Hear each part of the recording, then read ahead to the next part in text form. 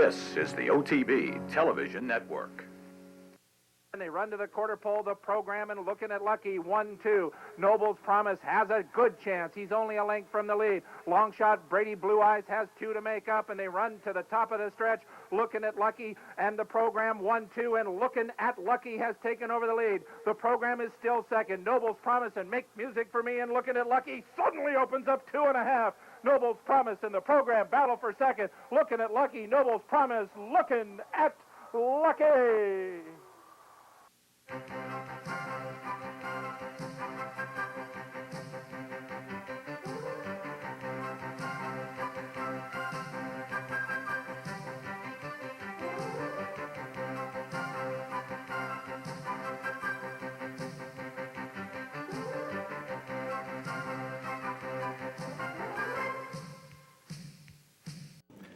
Good morning, everyone, and welcome to Down the Stretch. Along with my colleague Mike VIETCH, the racing columnist with the Saratogian, I'm Mark CUSANO, welcoming you to this morning's show, our final program of 2009, and over the next 55 minutes, we will begin by reviewing last Saturday's Hollywood Futurity, a race which clinched a championship. Michael will have a special feature on the Hollywood Futurity and how it's done as a barometer for the following year's classics. Then we'll welcome in this morning's special guest live from sunny and warm South Florida, Mary Hartman, the trainer of Precious Passion, who looks for a three-peat in this afternoon's W.L. McKnight at Calder. And then the rest of the program will be dedicated to the year in review. Michael will have a look at industry issues. I'll take a look at the racing side, which will feature an 11.5-minute salute to the two best, Rachel and Zenyatta. So all of that and more, if you stay with us for this, our December 26th edition of the program. Happy holidays and Merry Christmas. Partner, how are you? Well, a belated Merry Christmas to you and yours, and all season greetings to our audience out there. We did make it on the air this morning. We're happy about that after having been thrown out last weekend, but things are back to normal, and we're glad about that as we do a number of different and interesting things this morning.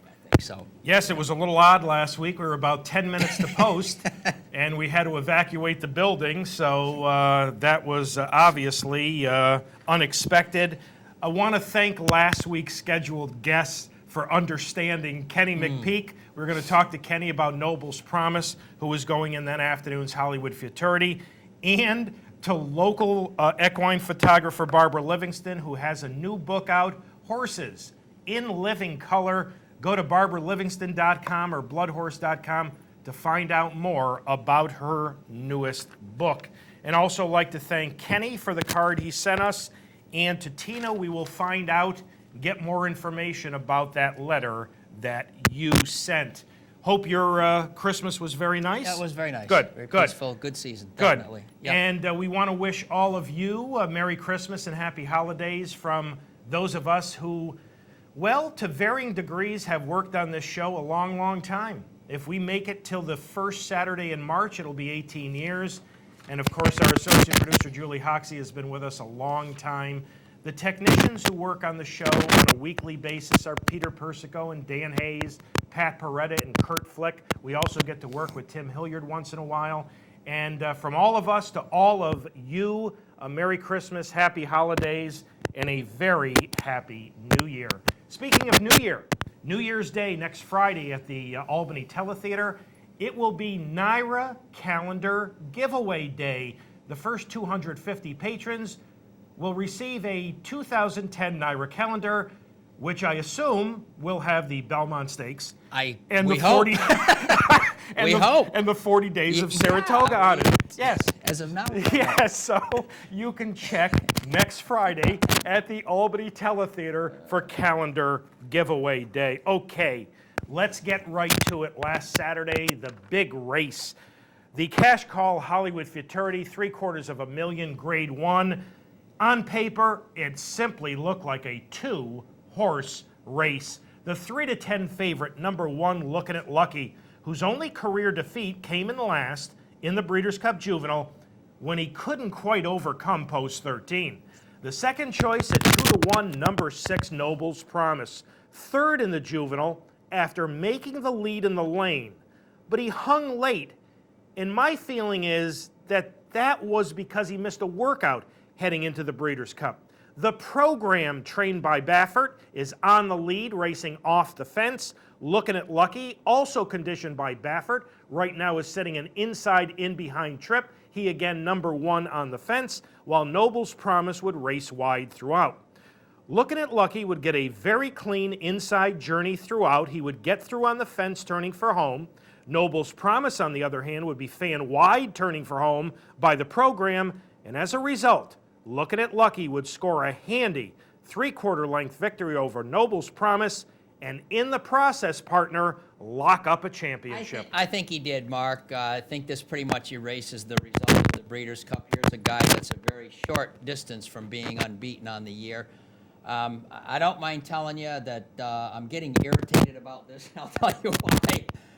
Once again, I'm looking at a dominant West Coast California horse with Bob Baffert connections, and I don't know quite what to do with them because of the synthetic stuff.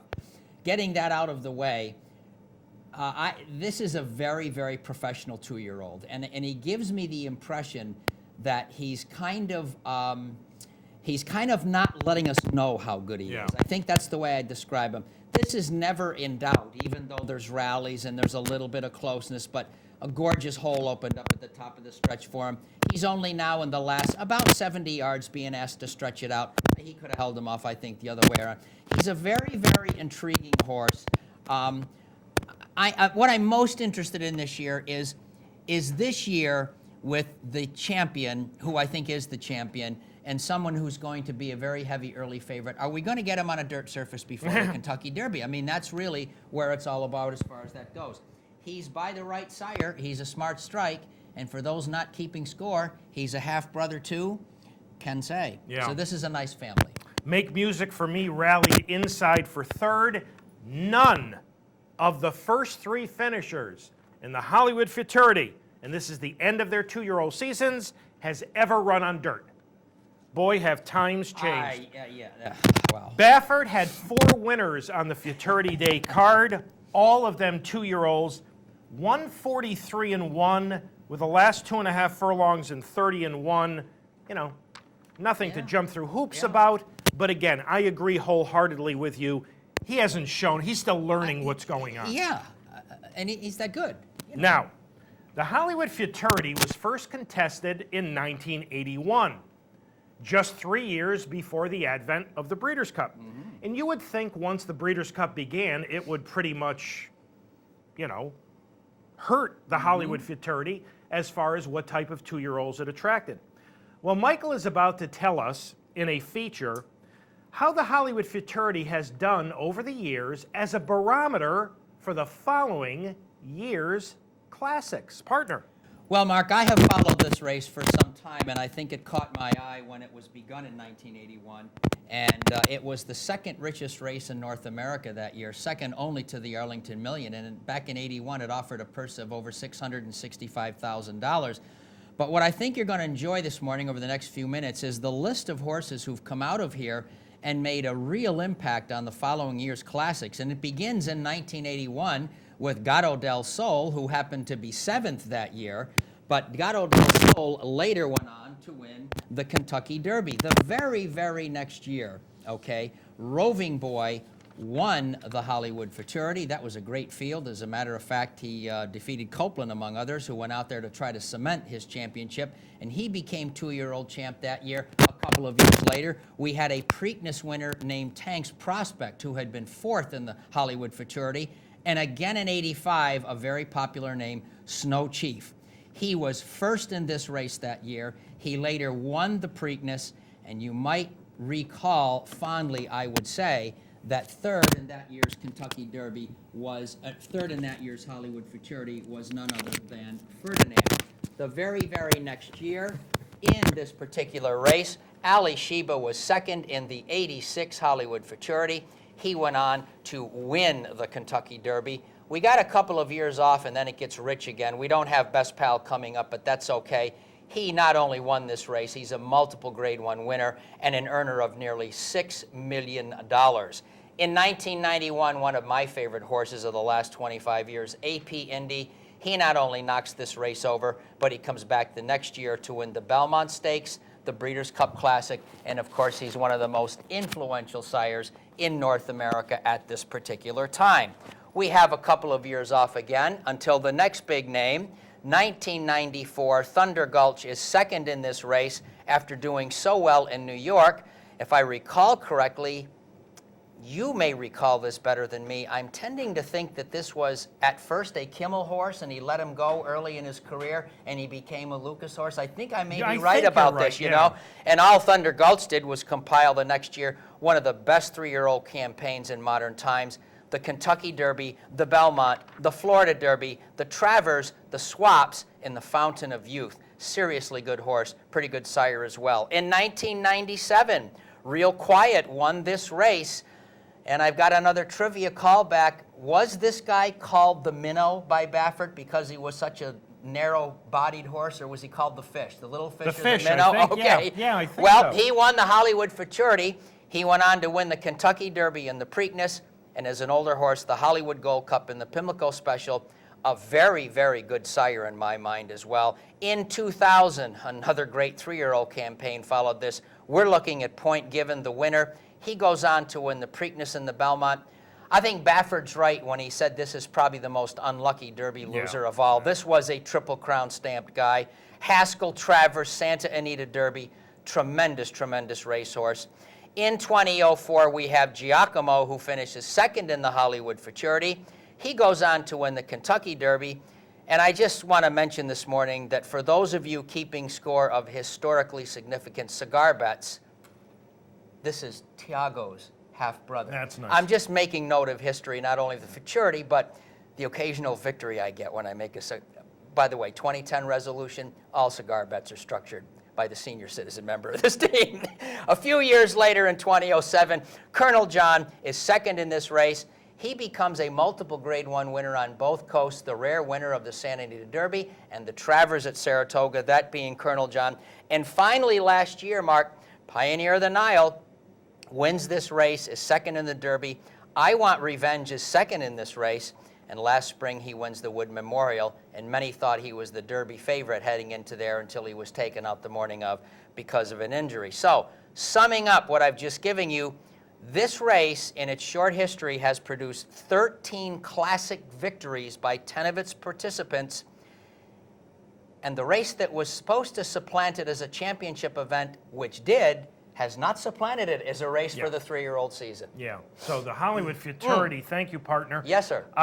You know, it's my feeling, and it's a strong feeling, with the Hollywood Futurity having been run 5, 6, 7 weeks after the Breeders' Cup Juvenile, the closer you get to the next year's first Saturday in May, the more these races are going to have an impact. That's always been my feeling. I agree with that. So in spite of the advent of the Breeders' Cup, with the Futurity being run, and normally it's a regional race, this year we did get Noble's Promise to ship in, and they ran 1-2.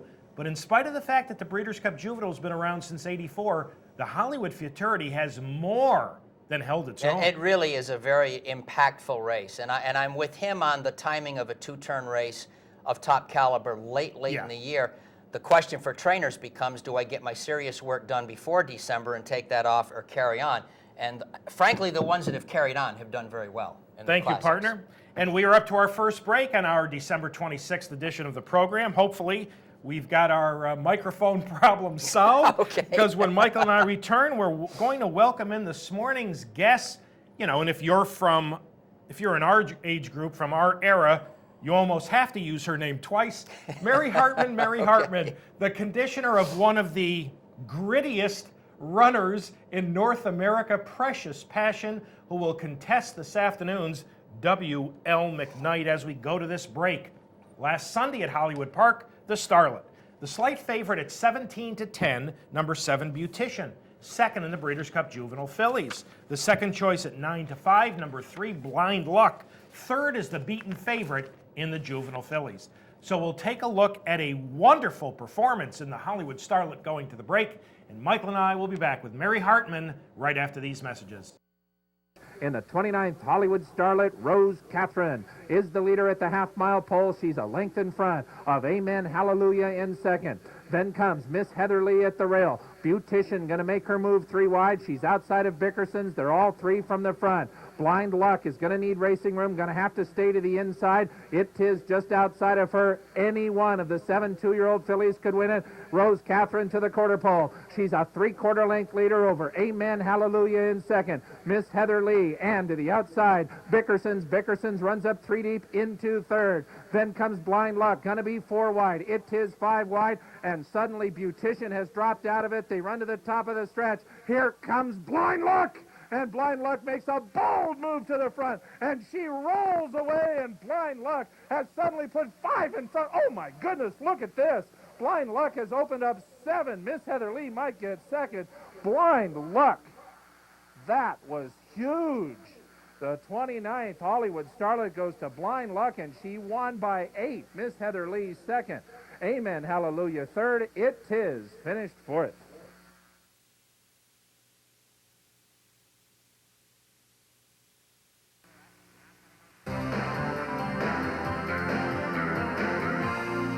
This is the OTB Television Network.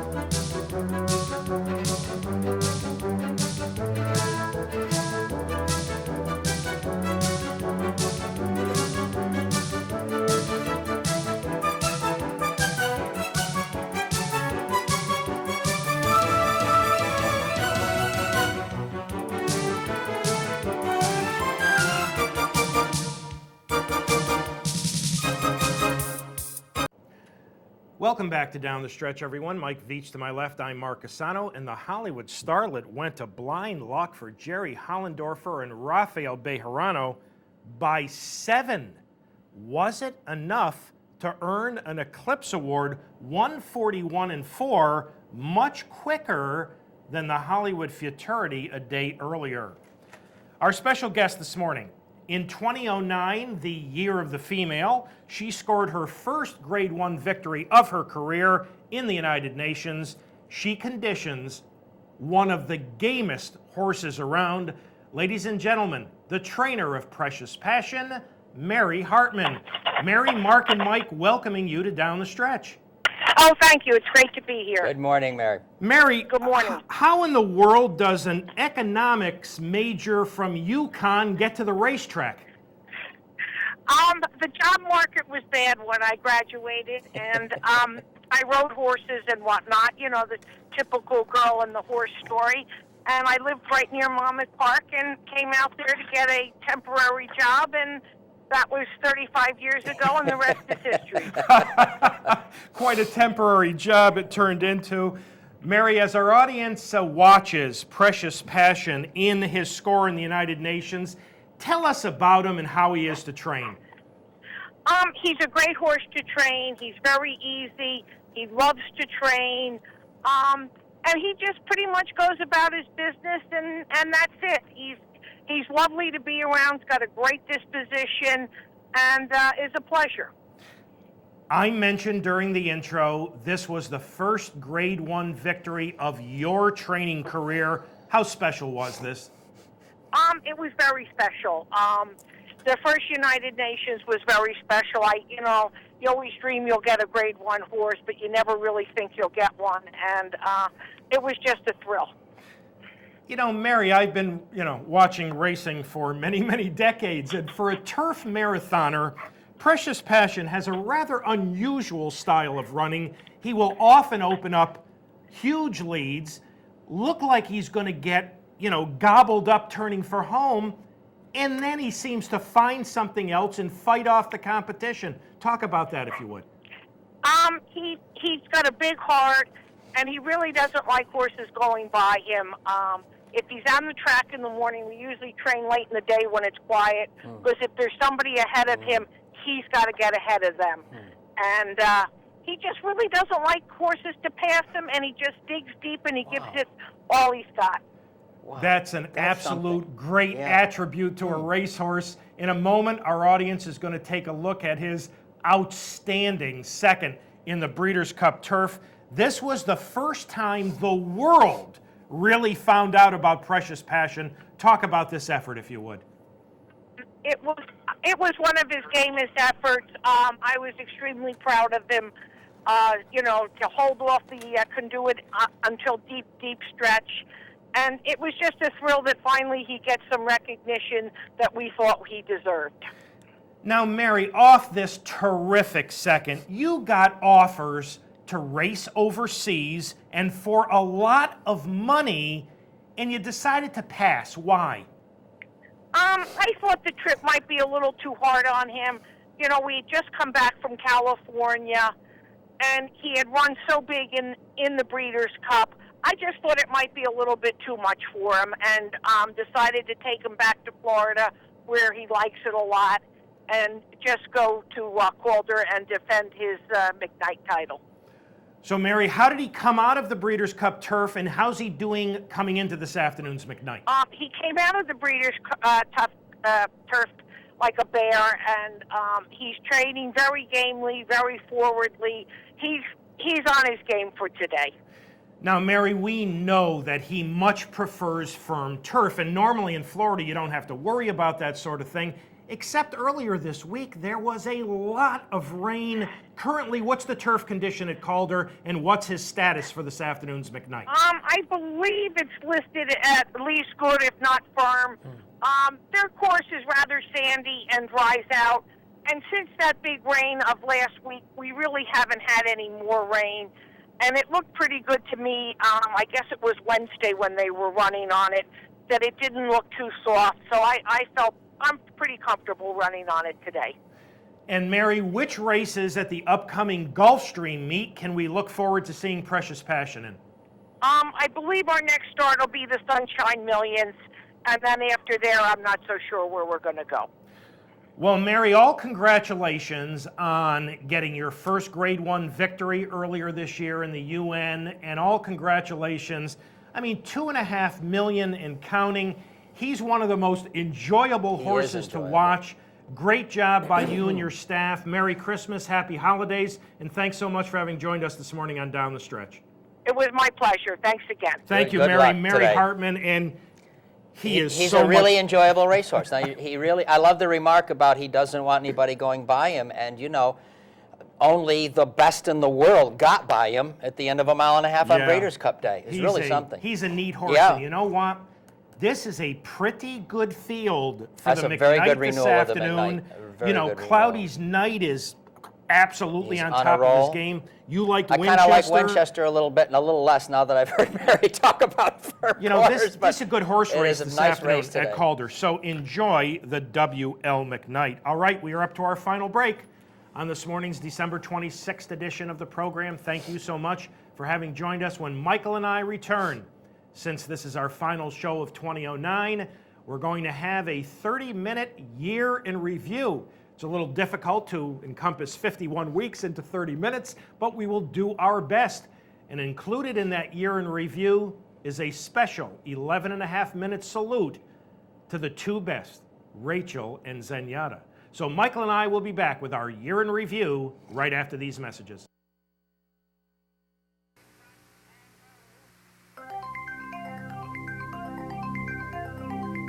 This is the OTB Television Network.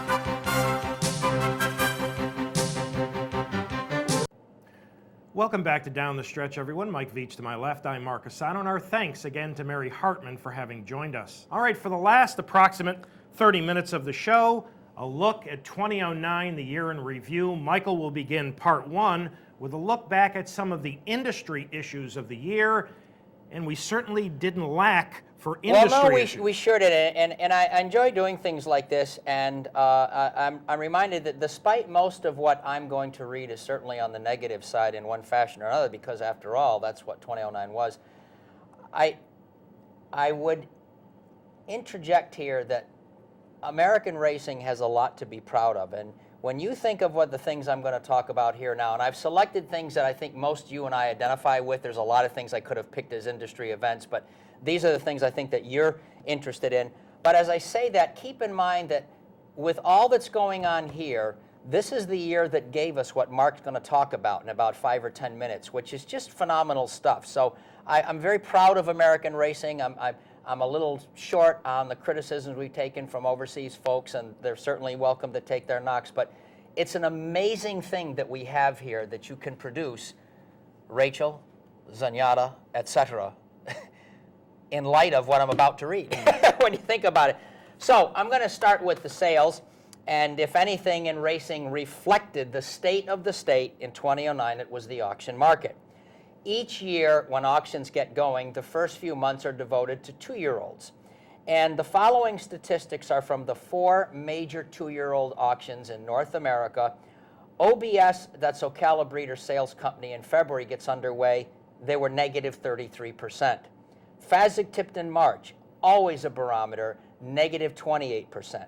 OBS, Ocala Breeder Sales March, 32%.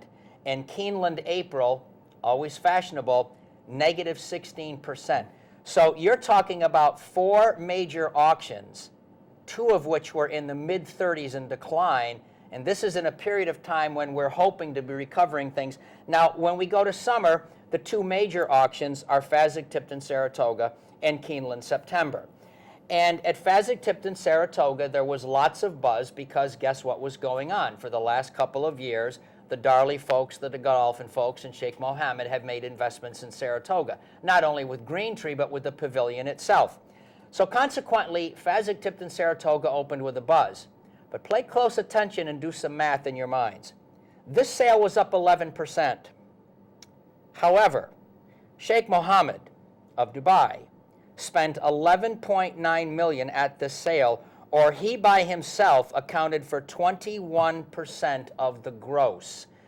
So for a few nights we had positive reporting, but if you look past the headline and figured out what was going on, Fasig-Tipton Saratoga could have been in trouble as well. Back to reality, Keeneland September, most professionals in the sales ring and the auction market business will tell you the barometer for where American buying is Keeneland September, 11 or 12 days from top to bottom, from rich to less rich pedigrees. Keeneland September, over 5,000 horses centered in the catalog, negative 33%. Very, very scary stuff. Now, let's come to Saratoga Racecourse, a highlight of everyone's year who follows racing. Here we are looking from the clubhouse turn. This meeting was considered a success last year in terms of wagering because the declines were very minuscule, less than 2% when compared to a national industry average of about 10 to 15%. However, I'm going to bring in a statistic that I didn't quite get a chance to do when I did my wrap-up at the Saratogian, and I think we have to pay attention to this. And keep in mind that we're heading into a 40-day meeting next year, the longest meeting since 1882 at Saratoga. Obviously, the reasons for this is a profitable track.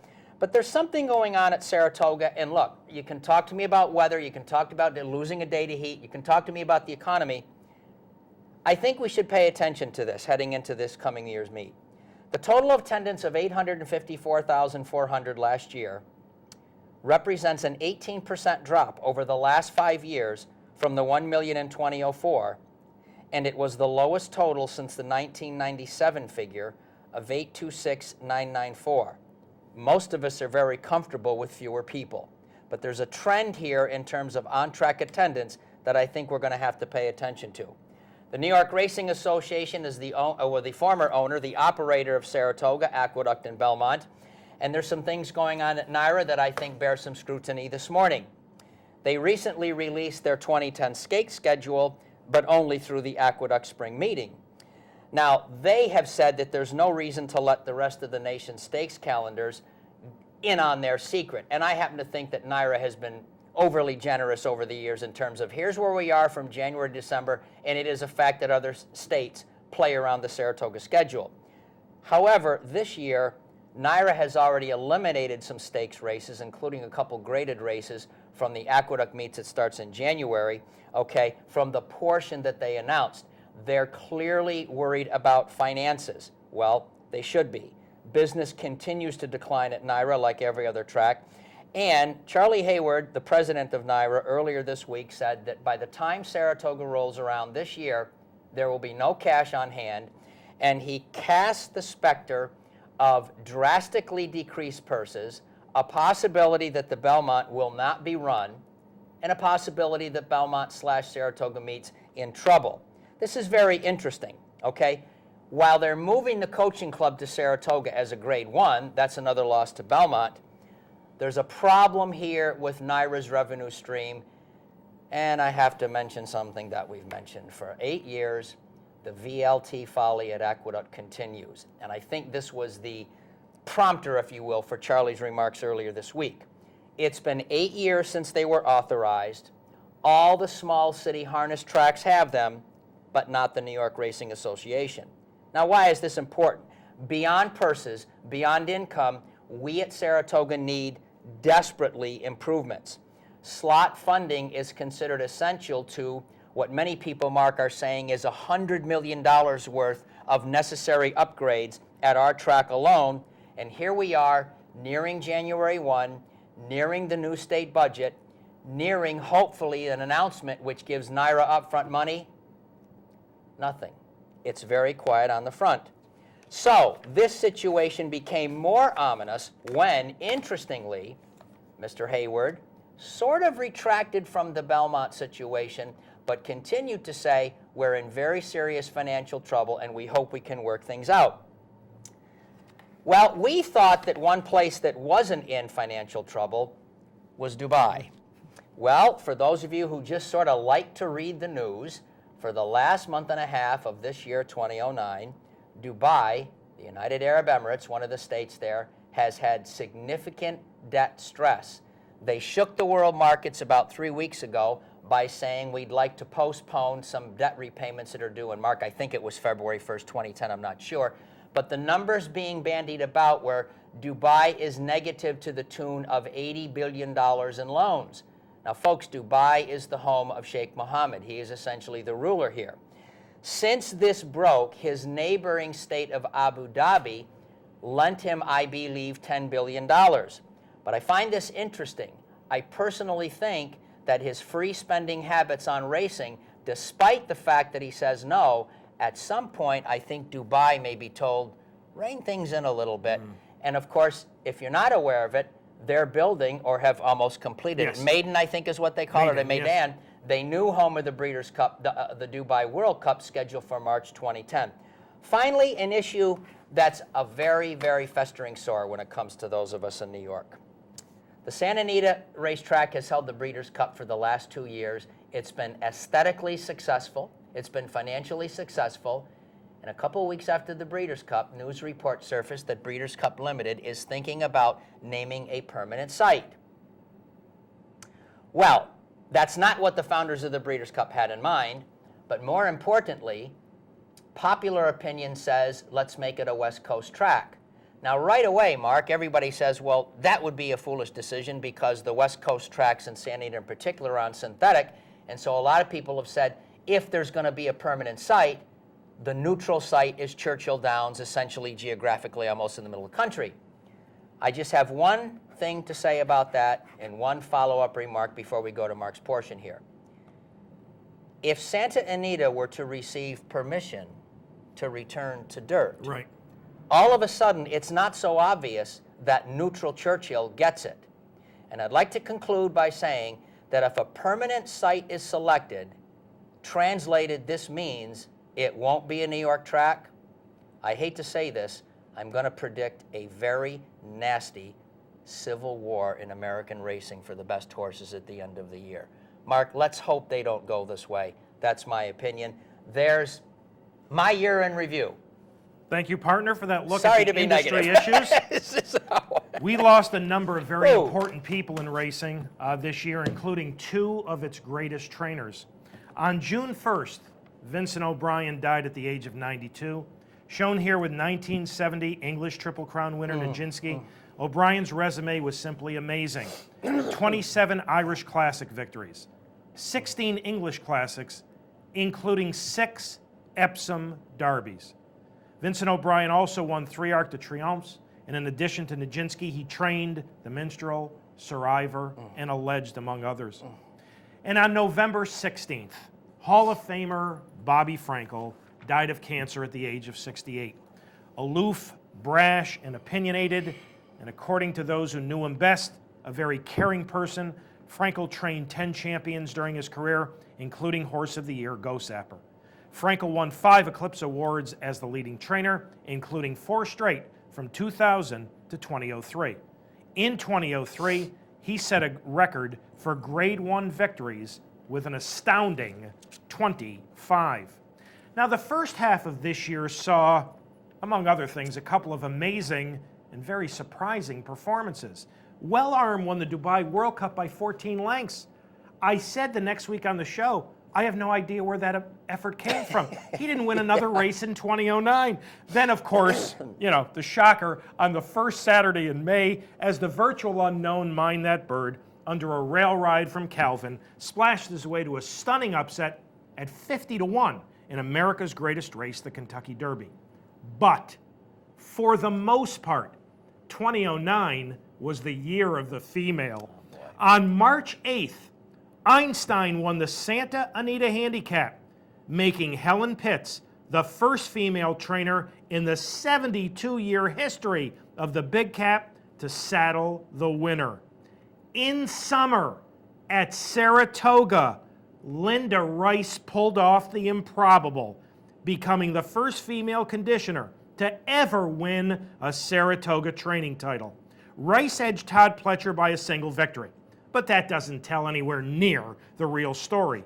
Rice won 20 races with just 75 starters, while the Pletcher juggernaut sent out 135 runners. So even though Linda had 60 less starters, she captured the title, and that's why I referred to it as improbable.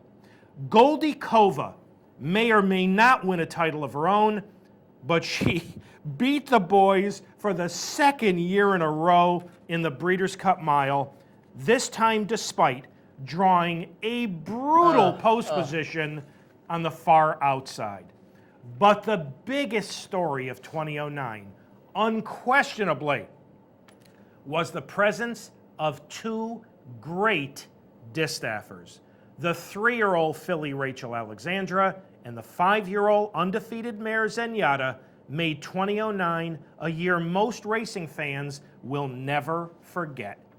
Rachel sold midway through the year to the very wealthy and willing to take chances owner Jess Jackson, went from Hal Wiggins to Steve Asmussen, just after her historic victory in the Kentucky Oaks. Zenyatta, owned by the Mosses and trained by John Sheriffs, raced exclusively in California after being scratched from her scheduled 2009 debut because of track conditions at Churchill. Zenyatta then contested the same series of races she used in 2008, the Milady, the Vanity, the Clement Hirsch, and the Lady's Secret. Her connections ventured outside the box for the only time this season in her final career start. They chose the Breeders' Cup Classic, and the result was historic. Over the next 11 and a half minutes, you will see, in chronological order, a piece of all 13 races from the 2009 campaigns of Rachel and Zenyatta. The early video will be dominated by Rachel because she ran 5 times before Zenyatta made her 2009 debut. Please enjoy. A Firm Truth leads it. Rachel Alexandra stalking that lead now is going to move up to challenge. A Fleet Deceit moves to third. Along the inside is Peach Brew. To the outside is My Spanx. They're on the final turn, and there goes Rachel Alexandra putting ahead in front of A Firm Truth after 3/4, 1:11.4. Here they come into the stretch of the Martha Washington, and it is Rachel Alexandra who strikes the lead. A Firm Truth is second. A Fleet Deceit is third. Peach Brew to the inside. Rachel Alexandra and Calvin Burrell just opening up at will with a 16th to go. It's a hand ride for Calvin and Rachel Alexandra. A great start to her 3-year-old campaign. She wins it by about 7. The battles are second between A Fleet Deceit and Peach Brew, while A Firm Truth finished 4th.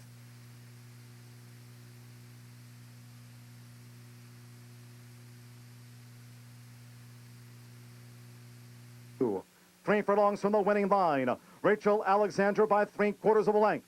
War Tigress and Flying Spur now launching her claim at the 5/16 pole, 3 wide. Rachel Alexandra's in front. Our Dahlia 4 Gifts is being ridden, and African Skies last to make the top of this fairground stretch. 3/4, 1:12.1. Rachel Alexandra in the final furlong and a half. She's opened up on Flying Spur by 5 in this final fairgrounds furlong. Calvin Burrell hand rides Rachel Alexander. 5 lengths in front of Flying Spur. Our Dahlia's come to third. 4 Gifts is fourth. Rachel Alexander geared down by Calvin Burrell. Rachel Alexandra with a win of quality and class in the Fairgrounds Oaks in 1:43.2. Flying Spur was second. Our Dahlia, 4 Gifts, African Skies, and War Tigress was last to Rachel Alexandra.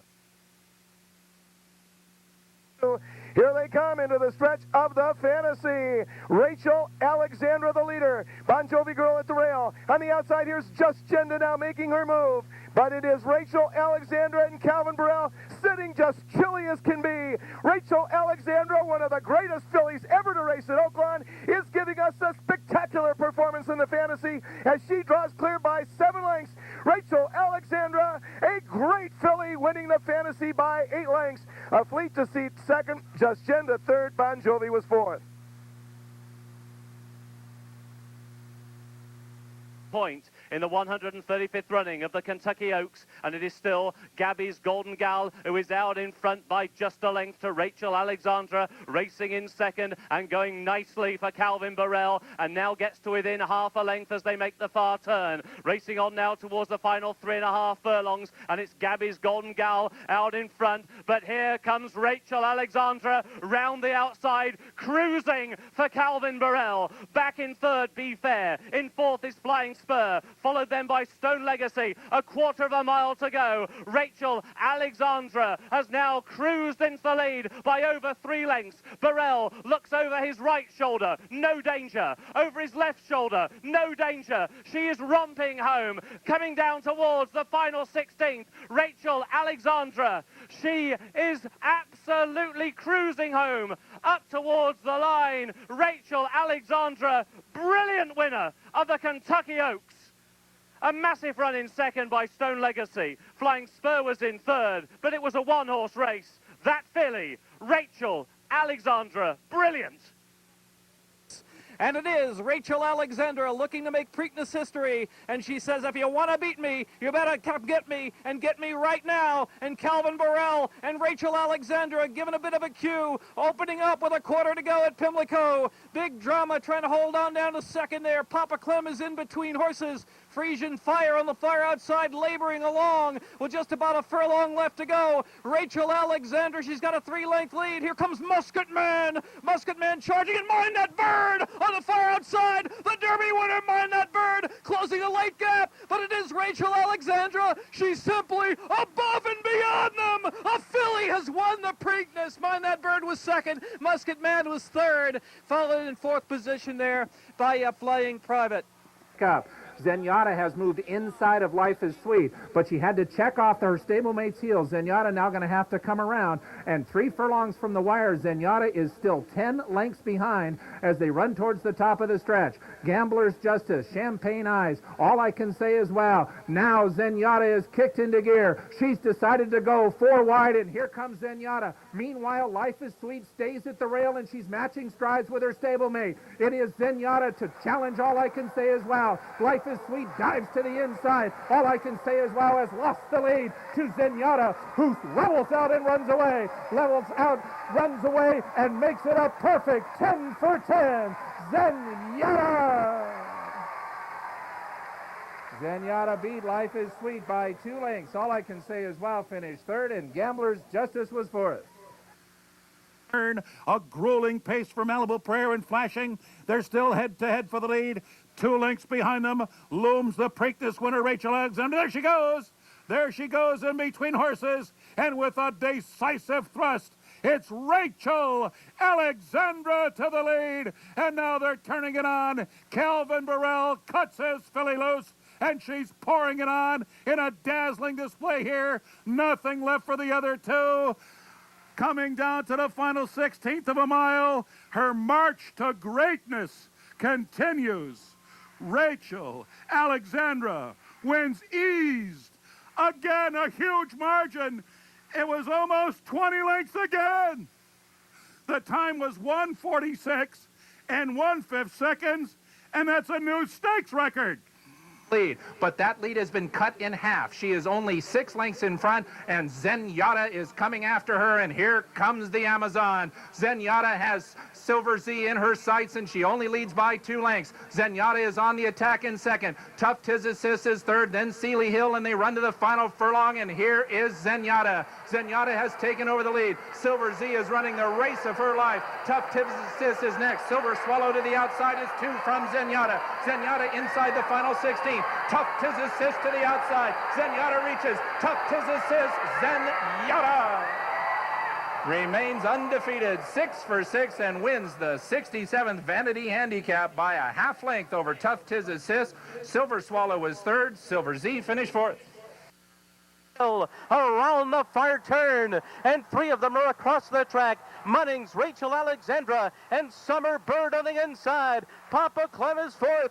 Duke of Mischief and Atomic Rain, and Rachel Alexandra has taken the lead. 3/4 in 109 and 4, and she turns for home with a 4-length lead. Munnings is second, Summerbird, Papa Clem, but it's Rachel Alexandra by the 16th pole. She's 6 lengths out in front. Here's a filly for the ages, a Haskell legend. Rachel Alexandra did it. Summerbird was 6 lengths behind her on the wire. And then came Munnings, Papa Clem, and Duke of Mischief. And the final time was 1:47 and 1.